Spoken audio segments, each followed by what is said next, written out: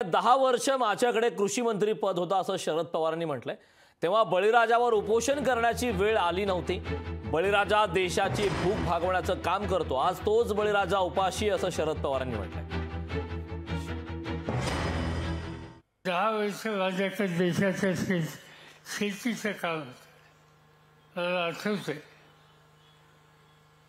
शपथ घेतली, राष्ट्रभक्ती भावना देशाच्या शेतीमंत्र्याची शपथ घेऊन घरी आलो। पहिली फाईल माझ्याकडे आली। काय त्या फाईलीत होतं? देशामध्ये 1 महिना पुढे एवढा गहू आणि तांदूळ आहे, लोकांच्या समोर भुकेचा प्रश्न होईल आणि त्यासाठी परदेशातलं धान्य आणावं। मी फार अस्वस्थ झालो।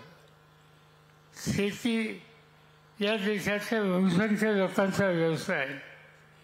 आमचा बळीराजा उन्हातान्हाचा विचार न करता गाव गावतोय, शिकवतोय, देशाचा भुकेचा प्रश्न सोडवतोय। आज या देशामध्ये धान्य कमी व्हायचं आणि म्हणून ठरवलं